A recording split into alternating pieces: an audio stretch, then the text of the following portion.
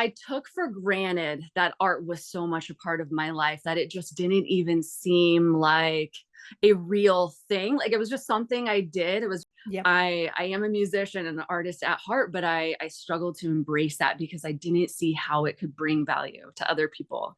So what I'm surprised by is how often people get the intention and energy behind a piece that I work on. Just want to keep that playful spirit, like keep being curious, keep experimenting. And I don't want to be hindered by someone else's thoughts. I never want people to think that they need all the formal training to make art. Seeing something beautiful and trying to capture that. Thought that I was going to be making a piece of music to go along with every piece of art. Hi there, I'm April Paige, breaking down the what, when, where, and how creatives get their inspiration. I'm a big fan of the cursey words, and I've been a creative for 30 plus years in marketing and fine art. This is where creatives unite to break down the facts of creative life.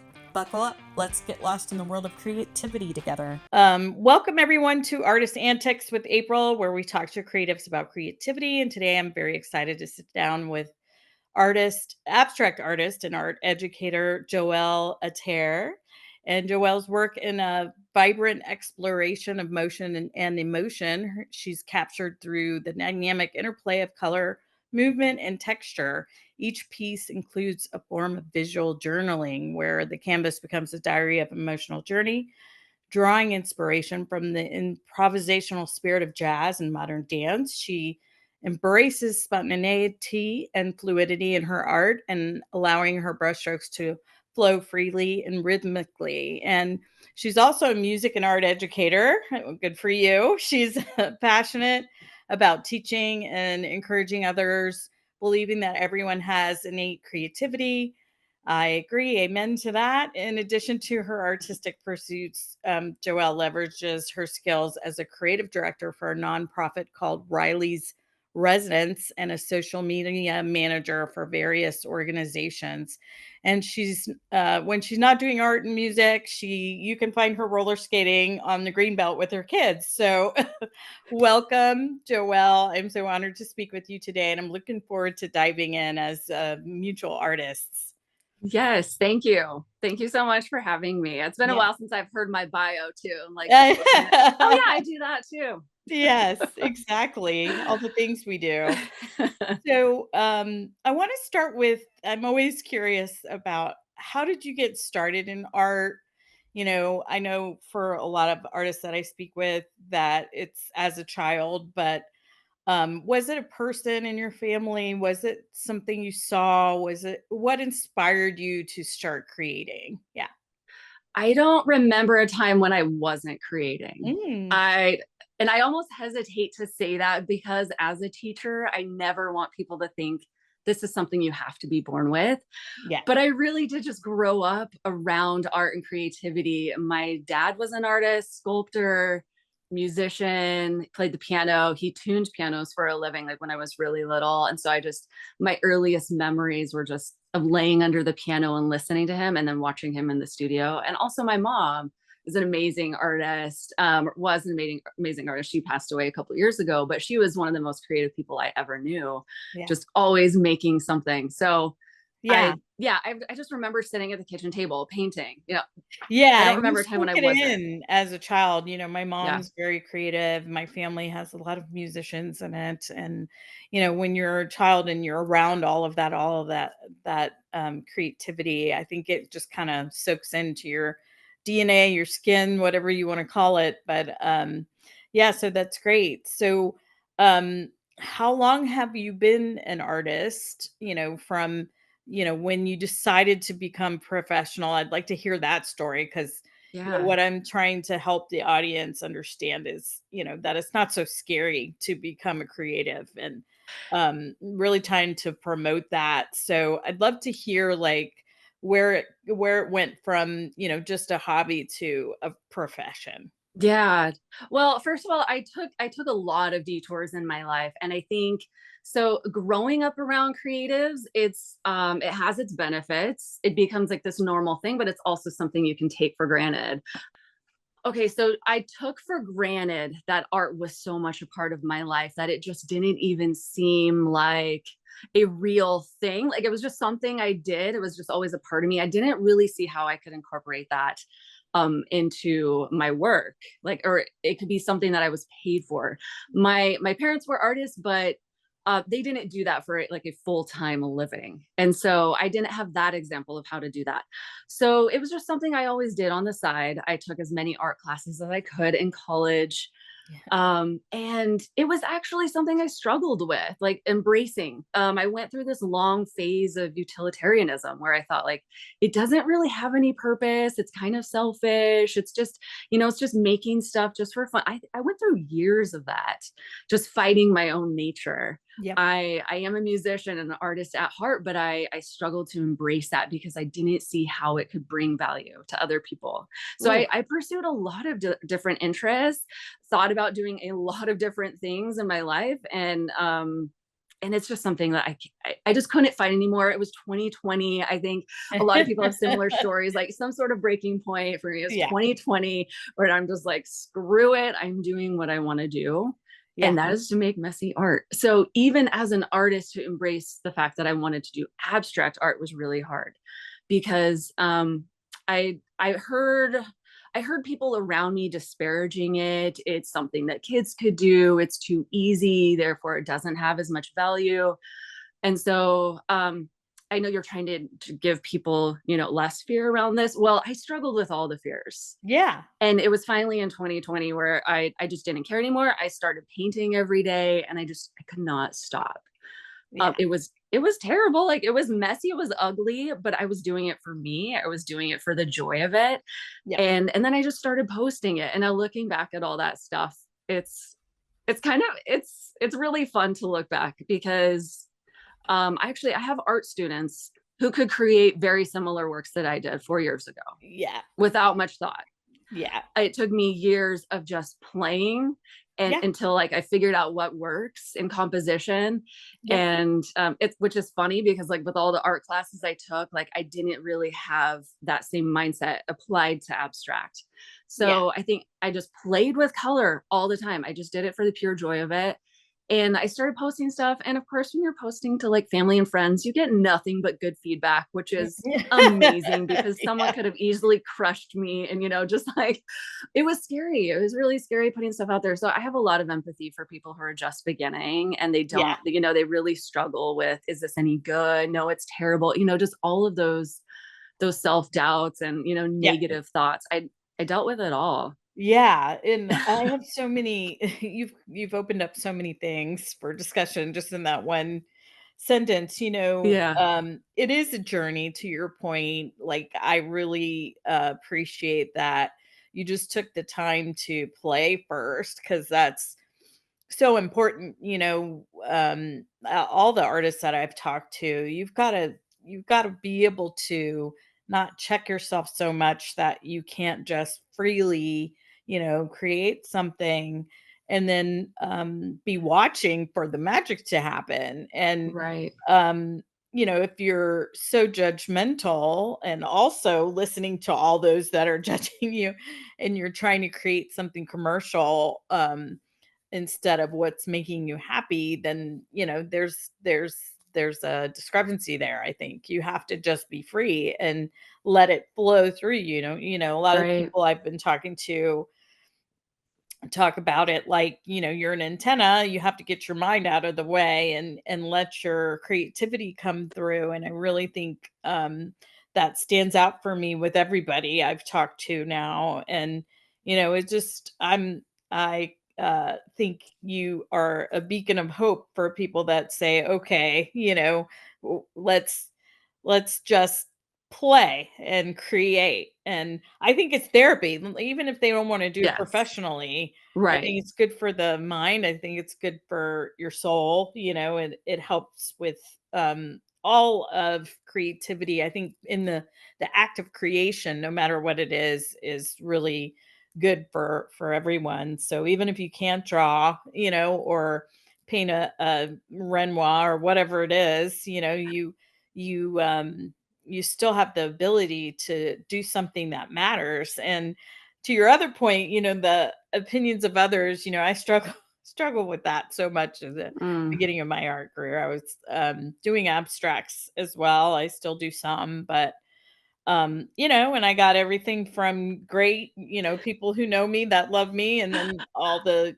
some of the critics that were like, that's crap, so um it really is in the eye of the beholder. And I think, for people who are confused about how to buy an abstract, I think hmm. a good way, I don't know what your thoughts are on this, but I think a good way to think about it is, does it move them when they see it? Does it make them feel something? Are they drawn to it? Does it, remind them of something that is a memory or something from the past that really hits them? It doesn't have to look like a ship to remind them of a ship, or look like, a field and a mountain to remind them of that, or that moment that they had in their lives that was so special. So what are your thoughts about that? I'm just curious. Oh yeah, so many thoughts, but mainly, yeah, I completely agree. You don't have to have some representational connection. People, I think, inherently have a sense of what looks good and what doesn't. But it is of course completely subjective, right? Um, so what I'm surprised by is how often people get the intention and energy behind a piece that I work on. They Oh, People can read into it. I'm not explaining what was going on in my head. People get it. I don't feel the need to try to explain either, because it's so personal. It yeah. translate similarly, but it's also very personal. I don't want to ruin that experience for someone. Yeah. For me, the joy is in the process of actually making the work. And then, on top of that, getting to see other people's reactions. And Yeah, no, and that's beautiful because, and I'm sure you've had this experience where, people looking at them, see something totally different. Like, that just happened to me this week. I sent something over, and it was just something I threw on and was like testing colors. I wasn't even thinking about yes, like what I was actually doing with the shape of it. And they saw all these things in it, and I was just like, "What? Like, what are you talking about? Let me look at this picture again." And yes, the question was, "How did you do that?" And I was like, "How did I do what? I just threw some paint on there." Like, right. and it was really just for the initial sample to start. It wasn't even the piece at all. So yeah, I'm always curious about what other people see in my pieces that I don't see. And that's in sometimes it was the intention, sometimes it's not. It's something totally different. And I'm like, oh, that's interesting. Like what Yeah. happened earlier, they saw all these images in what I did, and I was just like, I do I know that you on just want to purpose. let them have that, right? Yeah, yeah. Okay, great. I have so many of my most popular works have been pieces that I said were in progress. I just posted it. I'm in progress, and people are like, "I love it. Stop. I love it as is." And I've had to stop doing that so much because I Mm, don't want to create art just for other people. I mean, I do. Of course, I want it to sell, and so sometimes I will do that. I'll post in process, and more often than not, people will say, "Stop. I want it right now." But I also need to keep that. I need to create for myself. right. So when do I feel good about it being Yes. done? That is the So rub. yes, Yeah. yeah, it's not all for other people. I love that it can bring them joy as well. So yeah, finding Yeah. that balance has been Yeah, no, interesting. that's great because, and I asked people in the beginning of my art career what they thought of certain things, and I stopped doing that because I got 8 different answers, and I was like, "I don't." Like, none of that is what I was wanting Right. to do, and I was just like, "Okay," and they were like, "Maybe you should do this or do that or this," and I'm like, "Okay, I need to stop and I need to do what's authentic and right for me." And it's all about, Yes. I think, authenticity and expressing yourself. And Hmm. really bringing that, and you're the only one who knows when that's the time is there, and Yes. it's done. And Yes. um Not asking everyone, but having those key people in your life whose opinion mhm. you really trust is very nice. I don't feel like I need to do that as much anymore. And I think that just comes with time and like Yes. confidence. And I feel like I can be experimental, and that's okay if everybody doesn't like it. And it's a totally different style from what I've been doing. My style evolves so quickly Mhm. that I don't really want to have the influence of someone else's opinion. Like, I Yeah. just want to keep that playful spirit, like, keep being curious, keep experimenting. And I don't want to be hindered by someone else's thoughts about the piece. Yeah, no, for sure. It can really, mess with you. And yeah. Anyway, I stopped doing a series of certain type of abstracts because I got burnt out on them, and I was like, I can't do that anymore. Like, Mm, and everybody's like, "You're crazy. What do you mean? Everybody's buying them." And I'm like, right. "No, I don't want to do that anymore. Like, it's not fulfilling me anymore. There's a part in this that is about me." Well, and that's when So you can just go and make copies, right? yeah, Just make prints of it. exactly. Yeah, giclée or print. But, so ho since you mentioned it, and I'm very curious because 'cause I'm working on a new style for myself right now, um, how do you keep your, growing in your style? Like, my previous work on my current website is, very flat to me now because there's no Mm, energy and no, like, um what you were talking about earlier, that intention. I want to put some feeling into it, and I know that has to do with, throwing some paint around and letting these happy accidents happen instead of being so, like, focused into perfection. Like, my stuff is so flat in my yeah, mind. And I do sit with them, like, before I sell them, to make sure I'm happy with them for a couple of weeks just to make sure. But right.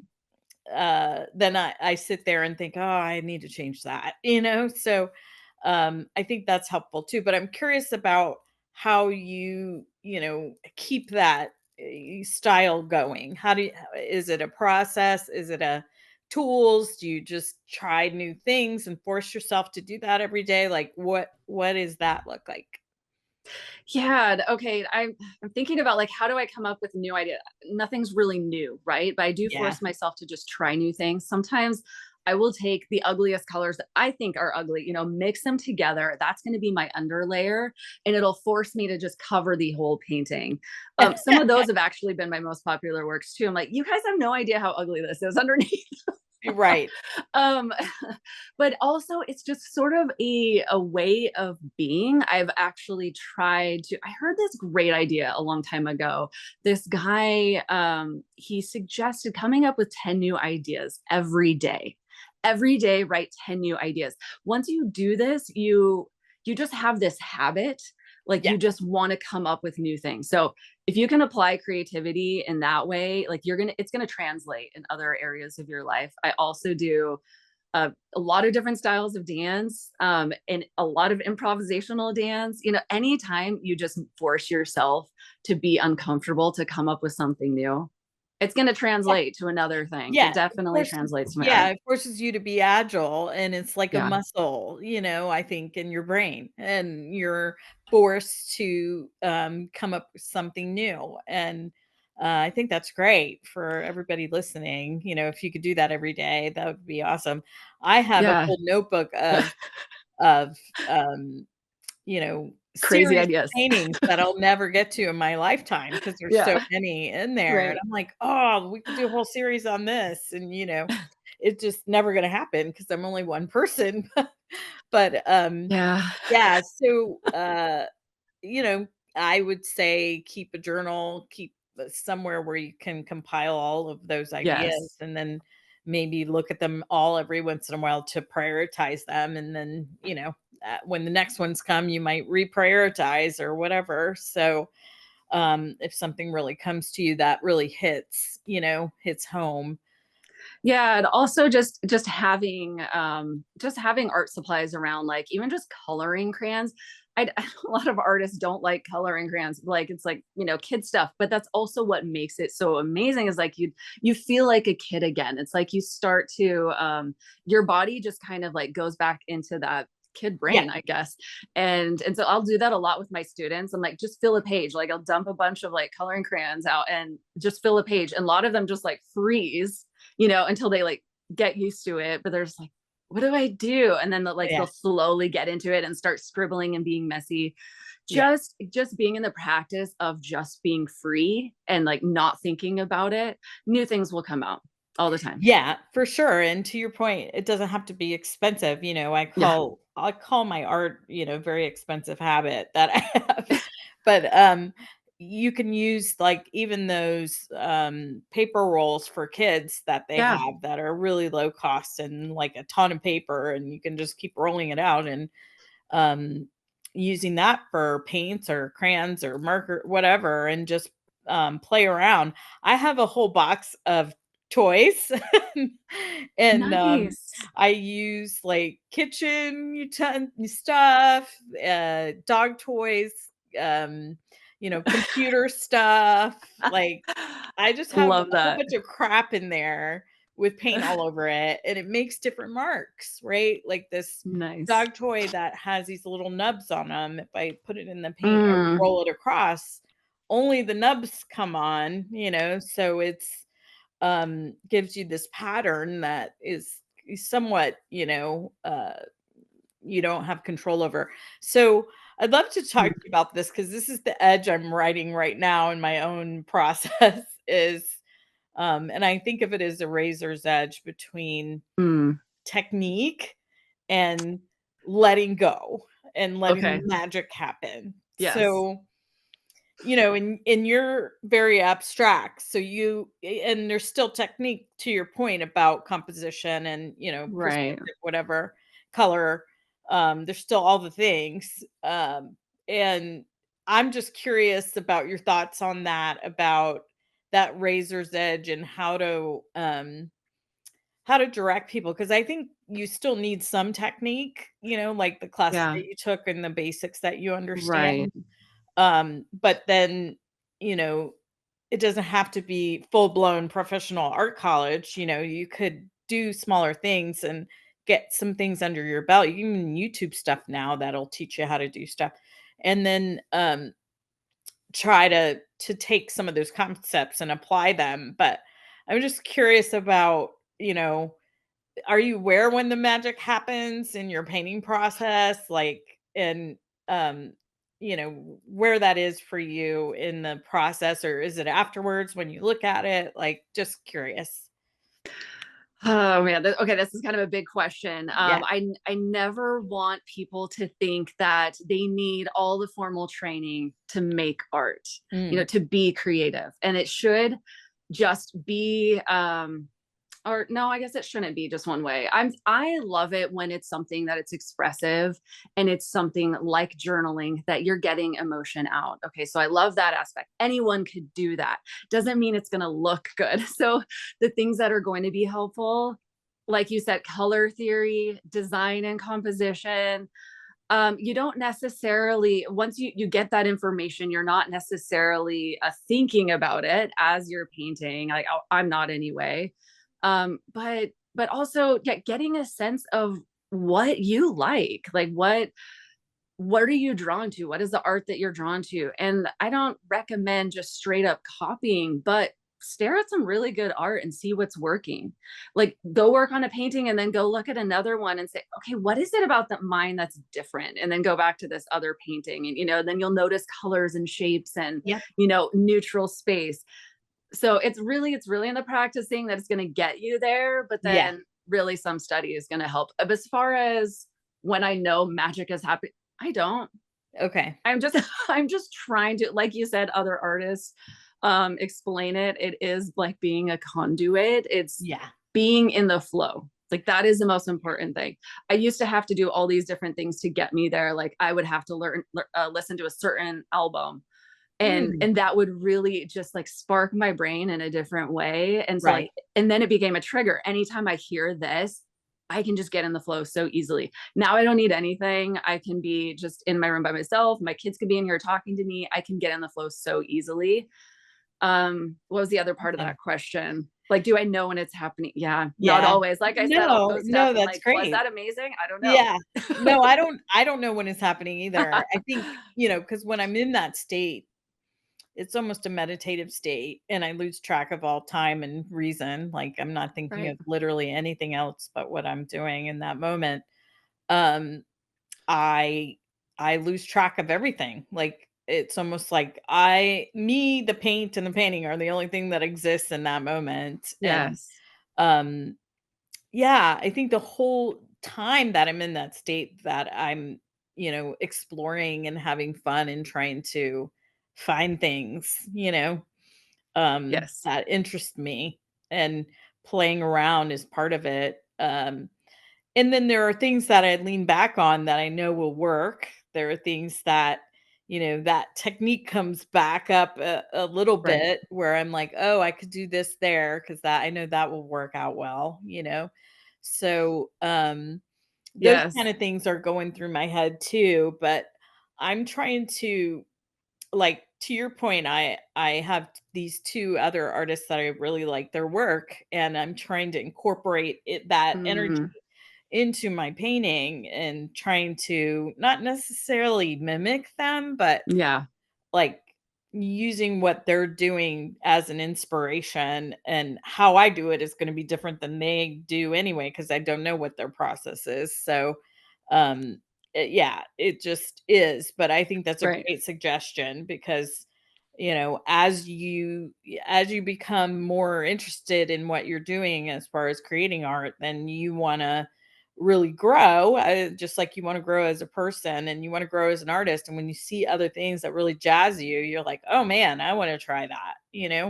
And then there's Right. some And kitschy things too that I think are ridiculous that just make uh, me laugh. And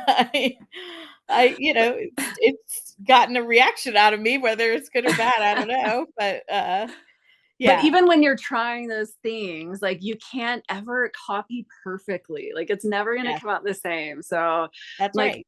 I'm never offended when people try to copy me. Like I've had someone like blatantly just try to copy an exact work and they asked first. It was very nice. And of course I was like, yeah, go for it. It did not come at all the same. Like, but No, that is how you learn. I mean, how did Renaissance masters learn, and right. their students? Like they learned from their teachers. They learned how to imitate them.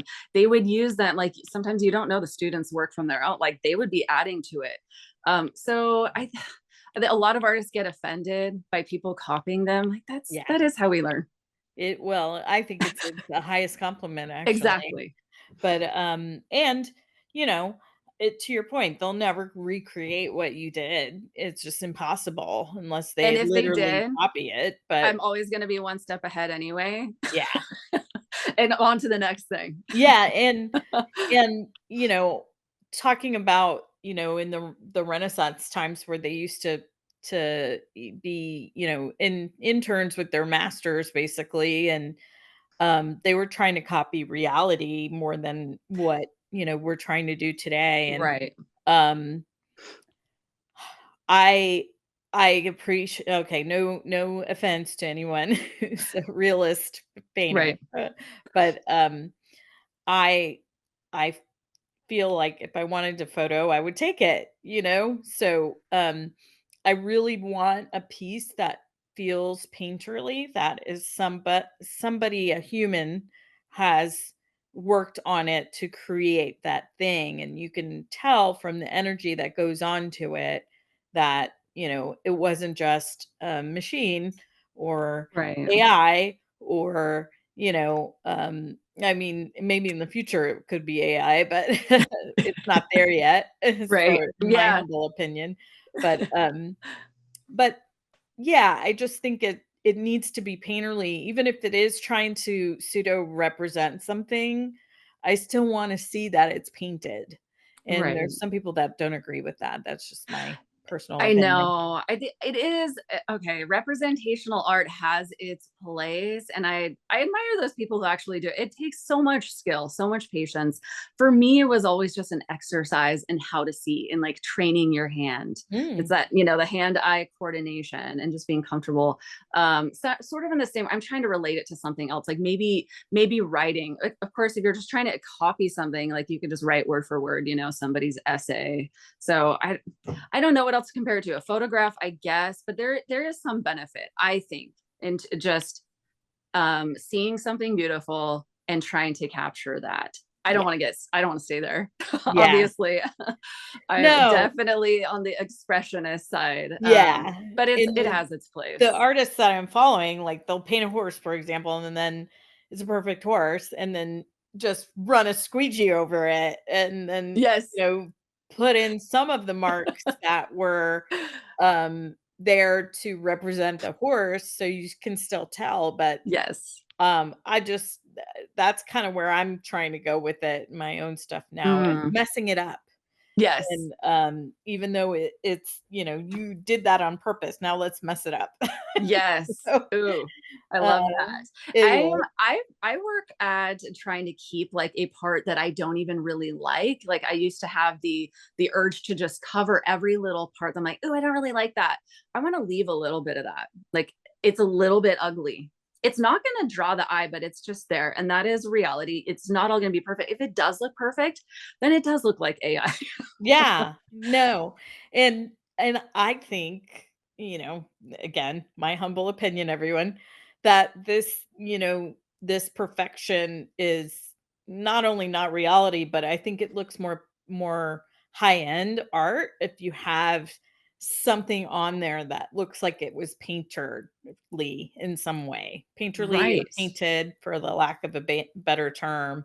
Like, it's not all perfect and, varnished to perfection, and you can't see any of the strokes and any of Right. that. I want it to be an expression of being human, and I think Yes. it's important. So, when you start your pieces, is that what you do, is throw one color on, and then do you use, words? Like, I know some people paint words underneath, Hmm. like, what is your process for starting? Yeah, it's a lot of different things. It could be, like I said, getting all the ugly colors and mixing them all together. It could be just getting one color and spreading it around, and it's more of like a full body experience and just moving it. Yeah, sometimes I will be painting words and just let it drip. So yeah, actually, I used to start with that. In 2020, it was a form of journaling that I could just completely cover up and no one was going to see what I wrote. This was before I had an online diary, password protected. Like I didn't want to write everything in my journal. And so I was just writing over and over and over. And so now sometimes I will do that more often than not. I'm painting a layer and then I am writing, like I use the back of my brush and then I'll scribble into it. And you can't ever really read it. People are always trying to like, what did you say here? I think I see what it says. Sure, it says whatever you want it to say, but it is very personal. But yeah, the first layer is just like get it out, like fill up the page kind of thing, like you get over that like blank page fear. And actually, I don't have that fear anymore. Like that's my favorite part, is first layer. Yeah. It's afterwards, it's all the successive layers that like I struggle with getting into my brain a little bit too much. But the first layer, I know that I could always just cover it up. So Yeah, I yeah, I love know it. most artists I talk to just wanna get rid of the white space as soon as possible and just paint it something so it's not Yeah, white anymore, and right. then they feel like they can start, Yes. so, it's always interesting to me, how everybody, does it differently, but, Yeah. so as far as, like, the paints and tools that you use, what are you using now versus what you did? Like, what's inspiring you now? Are you using, like, paint markers or crayons, to your point, or what is it Yeah. that you're jazzed about at the moment? Do you want me to show you? Sure. Well, I'll try to make this smooth here. Okay, so I have a big mess behind me. Oh, A cool. lot of paints. I'm always trying out different kinds. I like student grade paints just as a first layer because then you Mhm. don't feel like oh, you have to be precious with it. Yep. I love the golden paints. Yeah. I play around, like I'll add in some Posca pens. I really like throwing those out there. Like when I'm doing a show or live painting, I'll always have a collaborative piece and Yeah. like let people play with Posca pens. It's Yeah. very Oh, that's a satisfying. great Like they flow idea. so easily. Oh my So god, do people wanna buy that piece at the end? you know what? No one has. I've had people Yeah. take pictures of it at my Yeah. last live painting event. I had Yeah. this, there was a 7-year-old kid there. He was very invested in this. Like he sat there like probably an hour just drawing Aw. all over it. And then he took a close-up picture of it and he's like, this is gonna be my album cover. Oh my It's gosh. called Oh What a Mess. Like, yep, welcome He's an to my life. artist in the making. Yeah. Oh my god, that's adorable. But as far as yeah, new paints, I mean, I started out with craft paints because I had Yeah, no idea all the that's different right. types. That's right. Craft paints, and then I would dry, and I'm like, why is this so dull? Yeah. Then you get into the world of mediums, and then Yes. that's a whole new universe. Oh yes. I have a whole bookcase full of just the painting mediums, not even the paints, and I just Oh always have fun with those and yes. mixing them together and putting some on top of each other and putting chemicals on top of that and, everybody's like, "What are you doing?" And I'm like, "I don't know." I love it when I see other artists doing that. It actually Yeah. makes me feel a little less creative. Like, oh, like you really are coming up with some amazing ideas with all those mediums. Well, I will often buy them and then yeah. just kind of forget about it. I'm just going back to straight paints, colors. Yeah. But yeah, there's so many fun textures you can Oh my play with. Oh, gosh. I love it when it's textured, that's kind of my yes. thing, so that's what I try to go for is try to come up with different textures on a piece, but, so what's your favorite creation story to date? Like, do you have a one that's funny or ambitious or meaningful, that you wanna share with us, whether it's you or with your students or, what do you want. Sure. I actually, here, I have this piece right here. I pulled this out because I was kind of rearranging a little bit. So this piece right here to the left, this was one of my first abstract pieces, and this is totally covered up. I did this about 10 years ago. This was Okay, before I was letting myself be abstract. Now, to me, this looks very boring now, right, but the first layer was this very dark purple, and then it had this bit of orange, like drama on it. And yeah. I, I was In at the the right time just, setting, that'll be good though, like in a pastel-y kind of an, yeah, interior design, but keep going, sorry. so I had it there for a while. It was sort of embarrassing to me though. Like I still had a hard time saying, yeah, I did that intentionally because it was my first like abstract that I hung on my wall. People would look at it and sometimes they would say nothing. So I've had someone say like, "Oh, that is amazing. Where'd you get that?" And I was still just like shy and embarrassed like, I made that. Yeah, Then I did the pastel layer on top. I painted that with my kids, and they were toddlers at the time. So it was at least a decade ago. And the reason I painted with it, I mean, I wanted them to have fun, but I think I almost used them as an excuse. Like, if anyone asked me who did it, oh, I painted it with my kids. So if they didn't yeah, like it, they couldn't judge me. right. Isn't that funny how judgment always I comes know. through? I And, know. I have many of my own that I just don't wanna show people because 'cause I'm just like, "Ugh, that was just a practice," and people see Right. them, just from walking through, and I'm like, "Oh, don't look at that." And they But love then it, I and right, I have to stop myself because you might inadvertently offend someone, yep, someone's taste. Like they might love it. that's right. So don't put down your own stuff. Yeah, but it has come up in a lot of my conversations with a lot of the other artists about judgment, about judging Mhm. yourself and Yeah.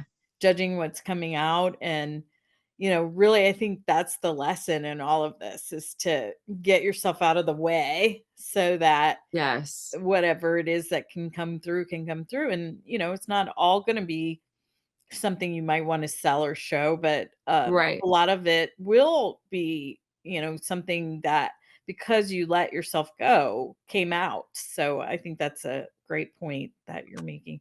Well, also important, I think, to honor just our past work and the Mm, mistakes. I mean, I was thinking about maybe just taking some pictures of all this stuff that I wouldn't usually post and say, hey, like it doesn't just come out perfect. I know it's Right. not perfect. It's very messy, but it doesn't all come out beautiful. Like here's some ugly works that I don't really want to show. Like if people could see how many paintings that I do that aren't seen, I mean, just hundreds. Yeah. I mean, it might make them feel a little bit more likely to Try. explore their own creativity or Yeah. go, "Oh, okay. Yeah, they're making a lot of ugly stuff too.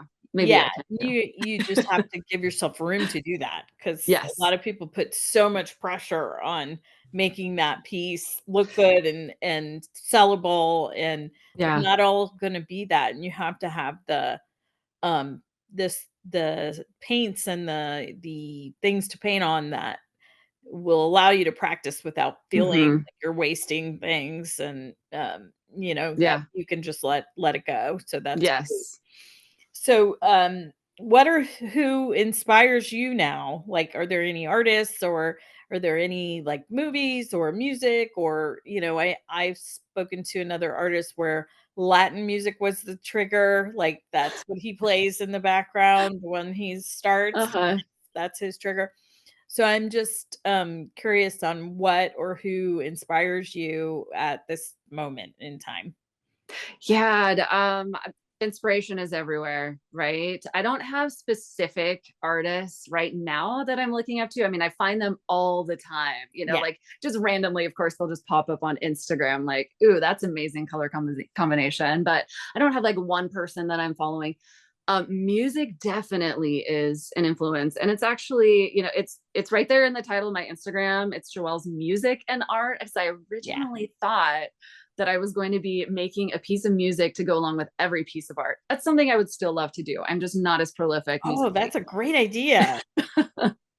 So like I That's was gonna, so cool. write the song and it'll be a part of like the reel and like sort of like a little music video.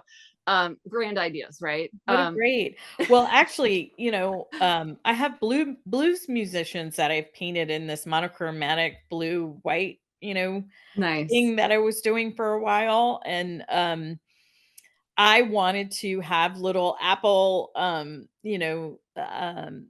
they were the clip-on ones. I forget what they're called. Not the pods, but anyway, The uh air tags or something. yeah, and just have them there so that they could play the music of that musician, because 'cause they're Oh, like, yes. Yeah. hundred-year-old, musicians. They're not, musicians from now, and I Yes. just thought it would be super cool to play their music while you're looking at the painting that I did of them, and, so you get the kind of vibe of what they were, so, um, Yeah, yeah. there was actually a show like that we just had locally. I was doing live painting at the show, but a bunch of artists were paired with local musicians and then they worked on something together. So it was Cool. either, the artist did something first and then the musician had to write a song, or I think some people took a song and then did art to it. I don't know if it Yeah. was just one way around, but then they had, the art pieces and then a QR code. And so you can listen to the music as you're just looking at the Oh, painting. So that's amazing. yeah. Yeah, I My love that. girl I love that when just creativity is just combined like that. Yeah, my girlfriend, very long story short, she teaches in, Siena in Italy at the university there, but she's at a University of Oregon in Oh, Eugene, nice. Oregon as, full-time professor, and, uh, I met her through a friend of a friend while I was there for a couple of weeks, and, she actually had someone with a violin when she had a showing of her watercolor paintings, and went through and played to her paintings in the gallery, Oh. Oh, and nice. just with nobody in there, and we didn't have anything at the time to record. I didn't even have a phone with me, and I was like, "Oh my god." Like, there's nothing to record it, I just have to remember this Oh, right now, wow. It was just beautiful. I mean, it's a testament to how you can bring some of that together, and, really make the music and the art, come together at some one point. So I think Yeah. that's good. Yeah. I'm all about that. And Yeah. actually I have to give a little plug here for this local thing that I'm doing. So a friend and I really want to create events where we are combining different forms of art and creativity. So we just threw an event a couple weeks ago where we had a graphic design showdown, and then we had AI artists come in, and they were battling. So we had two at a time, and we'd see them on a screen, like what they were actually working on, and then AI artists making their art, with the same prompt. And so we have a lot of plans for combining stuff like digital and visual and Yeah. music. What were some of the prompts, just out of curiosity? Well, it was one prompt for all of them. And this event, we did give them a time ahead of time, just because people were a little nervous. And Yeah. so we thought, oh, we give them a prompt on stage, like no one's going to sign up to do it. We made it intentionally obscure. Like we wanted to sort of trick the AI, Right. basically, like just so you couldn't like enter the prompt and it would know what you're saying. Really fun. This is a really fun conversation, by the way. Yeah. I No, really, I feel it's like we could talk for hours. I think so too. So while you're looking that up, Yeah. and what do you think about AI in art? I had that as one Oh, of my questions for you because you're pretty forward thinking. So I am just curious, like, do you feel that it's art? And that I'm gonna just leave that question like that. okay. Do I feel that it's art? Well, anything could be art, right? People could just throw anything, on the ground and just call it art, right? So it's the Yeah. intention behind it, I think, that matters. Yeah.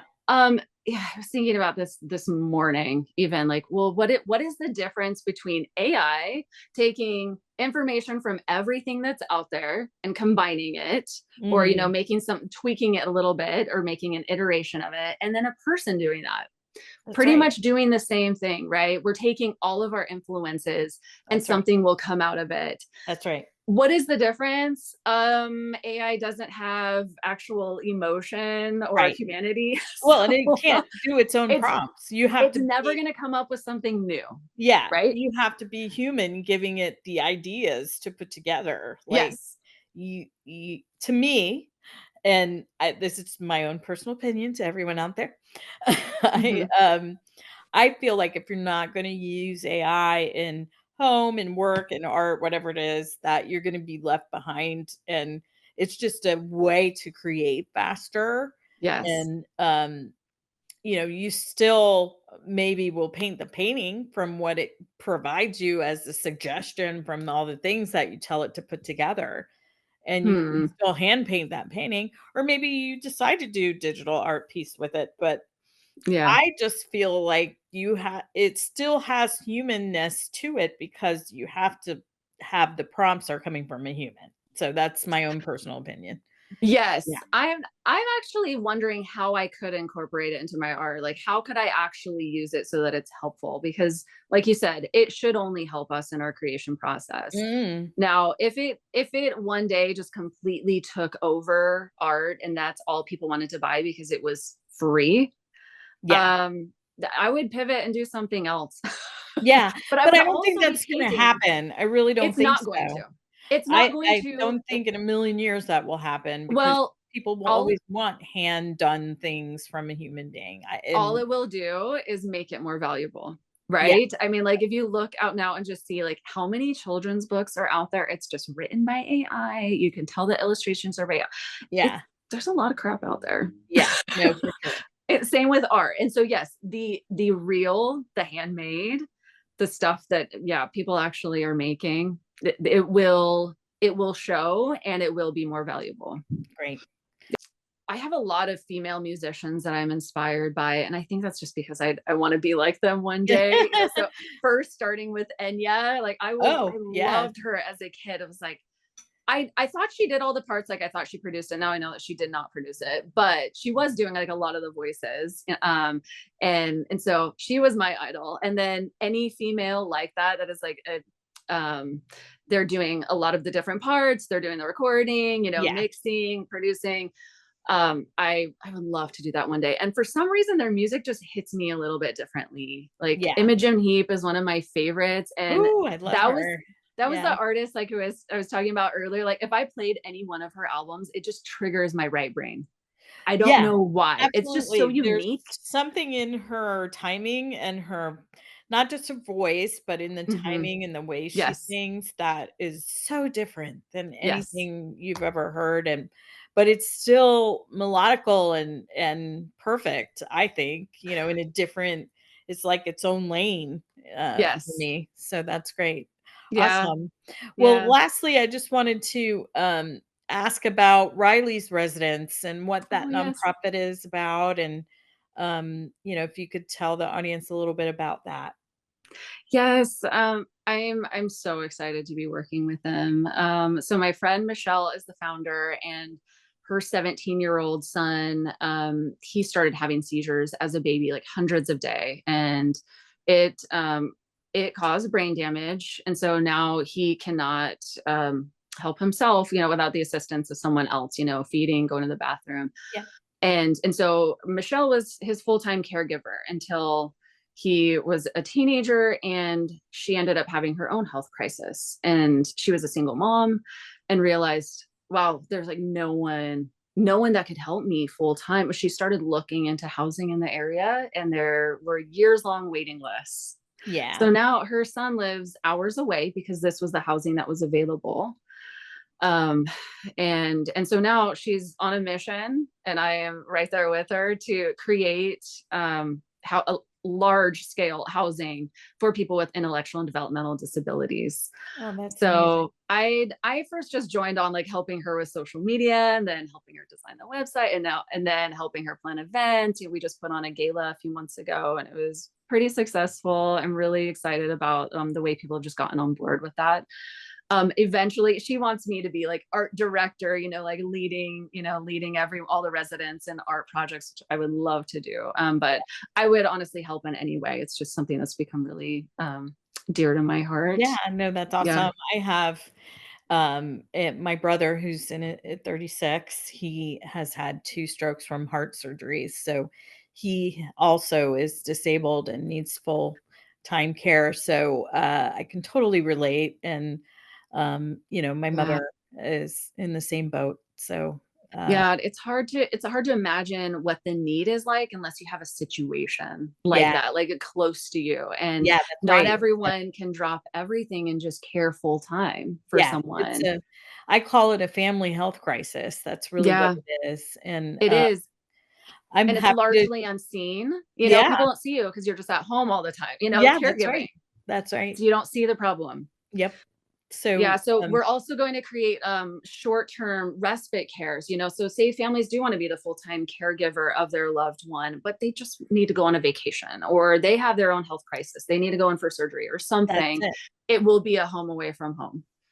That's So, awesome. Well, yeah. thank you for your time today. I'll put Yes. all of, Joelle's contact information in the comments and also about Riley's residence, so if people wanna contribute, they can, and, thank you so much. I really appreciate you.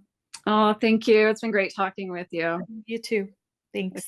If you haven't already, please like and subscribe. Feel free to nominate yourself or someone you know as our next guest. Thank you for being a part of our creative community. Stay inspired and keep shining bright.